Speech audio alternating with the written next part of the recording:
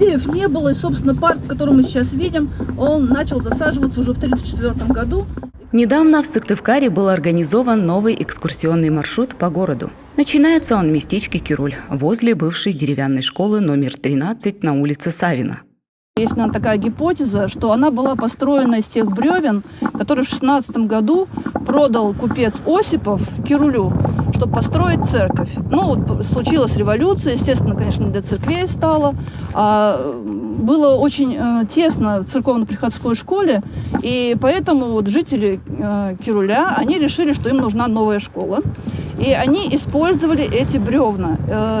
Школа начала строиться в 1924 году. Школа была как народная стройка, да, потому что, во-первых, использовались вот эти материалы. Здесь уже организовывался наш лесозавод и бесплатно напилили эти бревна. Пионеры собирали мох, которым были утыканы щели. Были субботники, на которых, в общем-то, все это люди поднимали сами.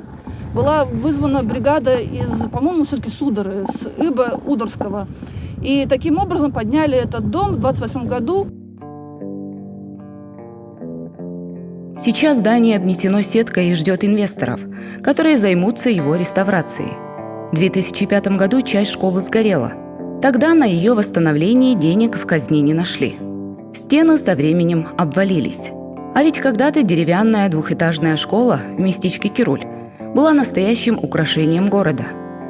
Здание с общей асимметрией и вместе с тем со строгой симметрией отдельных частей и деталей, с разными по размерам и рисунку окнами. Восьмигранную башню школы венчала островерхая шапка шариком на шпиле.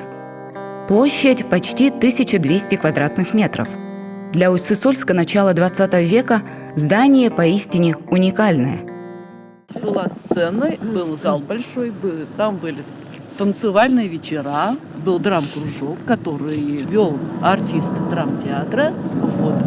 А вот эта башня, на самом верху на башне был кабинет биологии, там был сад. Практически вот то, что достроено до Бранмауэра, да, видите, вот эта стена кирпичная, да, это вот старое здание, а потом оно было немножко перестроено. И сразу хочу сказать, что оно было очень большим, и первоначально туда, в общем-то, остались какие-то помещения, пустовали, то есть школа не все заняла. Здесь были и аграрные курсы, еще какие-то такие организации. Кирульская школа находится под охраной государства как объект культурного наследия Республики Коми, как один из лучших образцов деревянного зодчества первой четверти XX века. Спроектировал здание первый коми-архитектор Александр Викентьевич Холопов. Именно его судьба и труды легли в основу экскурсионного маршрута. У каждого художника есть свои какие-то конечки, свой индивидуальный почерк. Вот яркой такой характеристикой индивидуального почерка Александра Викентьевича является общая асимметричность здания при сохранении внутренней симметрии отдельных его частей. Это очень хорошо строит здание, это красиво выглядит.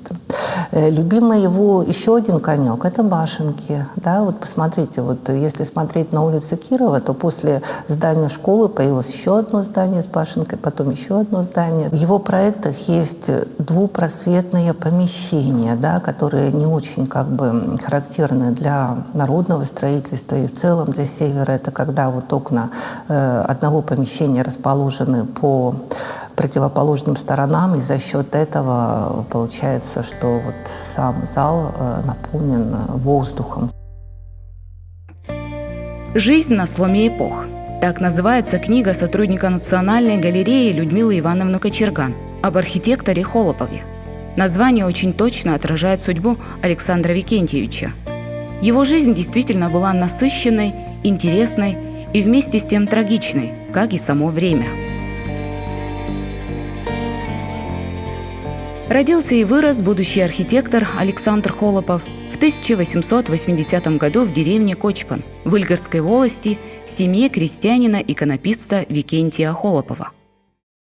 Отец у Александра Викентьевича Холопова был человеком, стремившимся к образованию, к знаниям. И известно из документов, что его в подростковом возрасте направили на Соловецкий монастырь, где он был послушником, где он научился иконописи. И кроме этого он там изучил греческий язык, русский язык. И известно, что в Кочпане только он один знал русский язык в те времена, это в конце XIX века. Здесь, в общем-то, наверное, не было своей такой иконописной школы, но край был богат церквами, да, и всегда были работы, за которые платили. В семье Викентия Холопова было 8 детей. Александр по счету был 4-м. Уже с детства мальчик стал овладевать семейным ремеслом – писать иконы. Учился сначала в мастерской отца, а затем в Соловецком монастыре, где побывал вместе с отцом после окончания городского училища в 1883 году. В монастыре он написал свою первую картину «Голова старика», которая сейчас хранится в архивах Национальной галереи. По достижении 17 лет отец решил отправить Александра на дальнейшую учебу в Москву. Занимался рисованием и младший брат Николай Викентьевич. Но надо было выбирать. Кого-то одного только можно было тогда направить на учебу. И решала этот вопрос тогда крестьянская община. И вот община Кочпана собралась и решили направить на учебу Александра Викентьевича Холопова. И он и поехал, конечно, не без помощи, потому что тогда, как известно, в Усть-Сысольской были полицейные. Именно полицейные дали адрес в Москве дворян новодворских, и в течение года там жил Александр Викентьевич. Из воспоминаний Ариадны Шмидт, дочери Александра Холопова. Родителям моей матери, Дмитрию Ивановичу и Анне Владимировне Новодворским, пришло письмо с просьбой приютить у себя и помочь мальчику Саше Холопову. Таким образом, мой отец попал в Москву, в семью Новодворских. Семью весьма передовую, культурную и очень гостеприимную, где всегда толпилось множество людей и много молодежи. Летом 1897 года Александр Холопов поступил в Московское училище живописи, ваяния и зодчества на художественное отделение. Наконец, 19-го, начала 20 веков училище было одним из самых демократичных образовательных учреждений России. Здесь могли получить образование выходцы из социальных низов. В училище преподавали ярчайшие мастера в истории изобразительного искусства – Валентин Серов, Исаак Левитан, Аполлинарий Васнецов, Сергей Иванов и другие. С Холоповым на курсе учились будущие яркие художники, как Кузьма Петров-Водкин, Мартирос Сарьян, Дмитрий Митрохин. Среди вольнослушателей числилась и будущая жена Холопова, Вера Новодворская, дочь тех самых Новодворских, которые решили приютить коми-паренька при поступлении в училище. Он поступил на художественное отделение, поступил на историческую и религиозную живопись. Первоначально он приезжал сюда, каждое лето он помогал отцу, то есть он стремился возместить отцу те затраты, которые он нес за его обучение. И вот в частности есть одна такая очень интересная история, которая связана с иконостасом Верхней Церкви Стефановского собора. В 1899 году Вологодская епархия объявила конкурс на росписи иконостаса Верхней Церкви Стефановского собора. Александр Викентьевич, вот он приехал на каникулы к отцу, он тоже сделал свои эскизы, и поскольку он еще был студентом и не имел права писать иконы, то эти эскизы отправил от своего имени его отец. И получилось так, что эти эскизы были признаны лучшими. И вот Александр, он на протяжении 2 лет приезжал сюда и писал, расписывал эти иконы. Известен ведь такой факт, что, например, в 1900 году летом случился пожар, и весь Кочпан сгорел. И сгорел дом Викентия Павловича Холопова, отца Александра Викентьевича. Хотя вот в 900 году многое было уже готово у Александра Викентьевича, но в мастерской вместе с домом сгорели все его работы. После пожара семья переехала в город. Александру Холопову пришлось работать по 14 часов в сутки, попутно делая другие заказы, чтобы успеть по срокам заново сделать заготовки для иконостаса. Об этом он пишет в письме брату Николаю. На вырученные от работы деньги на месте сгоревшего семья построила новый дом, который до сих пор стоит в местечке Кочпан. Это вот как раз родовой дом Холоповых. И вы видите, что, конечно, никакого двухэтажного особняка, в котором балы бы были, здесь, конечно, были невозможно. Дом очень большой и с очень такой интересной планировкой внутри. К сожалению, мы туда зайти не можем. Это частный дом. Он принадлежит родне Холоповых. И, собственно, когда художник работал уже, да, и учился одновременно, у него вот была такая как бы вот идея, что он должен помочь своему отцу построиться, и он помогал ему деньгами. И вот этот дом был выстроен уже вот в начале 20 века для, так сказать, для семьи Холоповых.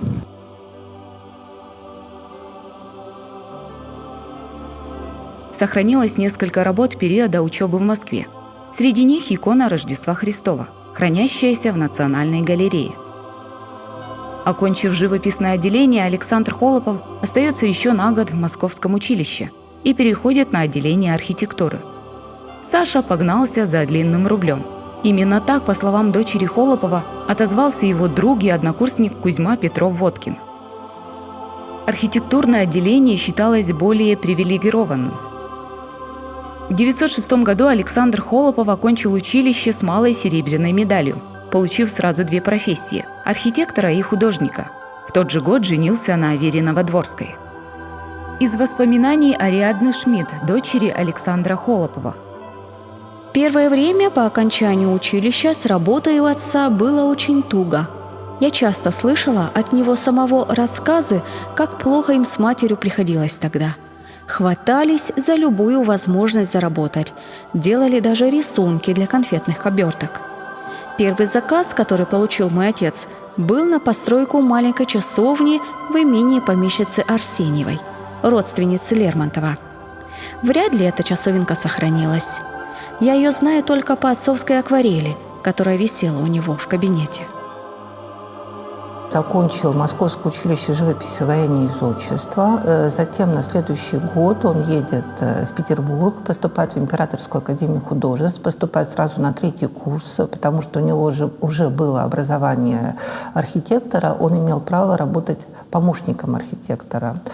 Идет в мастерскую к Леонтию Бенуа, это как раз вот один из ведущих архитекторов неоклассики, классики начала 20 века, и учится на протяжении нескольких лет. 2014 года его фамилия фигурирует в справочнике «Весь Петербург» в качестве архитектора-художника.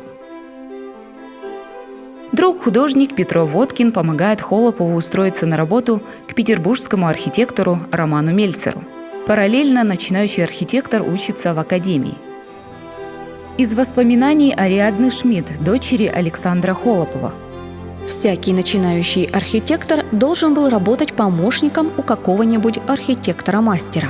Это означало, что под всеми работами помощника подписывался архитектор-патрон. У Мельцера была также мебельная фабрика. Отец работал и там, проектировал мебель. Работая у Мельцера, отец, конечно, имел всякие посторонние заказы, но я не могу сказать, какие именно. Помню, что он делал проект какой-то больницы, проектировал выставочные павильоны, принимал участие в постройке здания взаимного кредита в Петербурге. А в предреволюционные годы работал на постройке Дворцового моста. Проект Дворцового моста был утвержден самим императором Николаем II. Царь пожелал, чтобы сооружение выглядело самым роскошным образом. Проектом руководил тот самый архитектор с положением Роман Мельцер, под началом которого и работал Холопов. Александру Викентьевичу же было поручено разработать один из элементов моста – башен фонарей с двуглавыми орлами. Однако разразившаяся война вмешалась в работу. Строительство моста пришлось отложить. Мебельная фирма Мельцера перешла на военные рельсы, стала выпускать продукцию для фронта. А сам мост уже был достроен в советское время, совсем по другим проектам.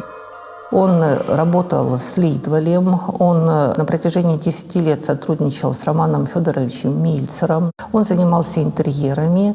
И, кроме того, когда вот он приехал сюда, заполнял анкету. Так вот, в этой анкете написано о том, что он является автором ангаров для самолетов. Фирма Мильцера в годы Первой мировой войны начала производить детали к самолетам и является автором еще одного корпуса завода Мильцера. То есть его, наверное, можно еще работу найти в промышленном строительстве. Кстати, именно возведение ангаров для аэропланов и корпуса завода Холопов считал самым важным в своем творчестве. Однако и работа на нужды Первой мировой войны вскоре прекратилась. Наступила революция.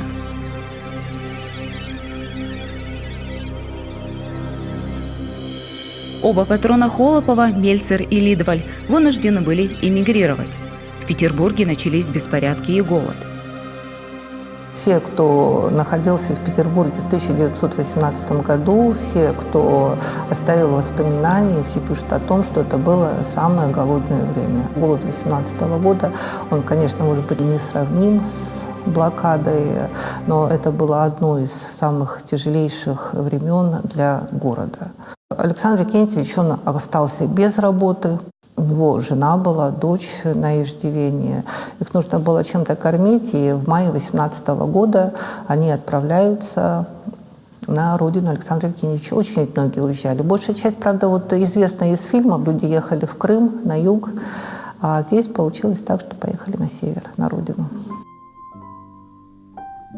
Приехали Холоповы не одни. Пригласили на дачу и друзей. Из воспоминаний Ариадны Шмидт, дочери Александра Холопова. К нам вдруг заявилась мать Жоржа Зейдемана, Софья Осиповна. Она просила разрешения присоединиться к нам в нашей поездке на север.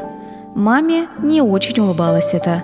Но вдруг Софья Осиповна сказала, что поедет не одна, а со своей близкой знакомой, Ольгой Львовной Керенской, женой бывшего кратковременного правителя нашей страны.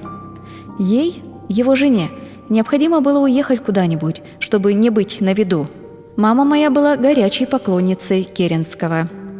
И, разумеется, согласилась увезти его в семью вместе с Зейдеманами. Таким образом, нас собралась большая компания.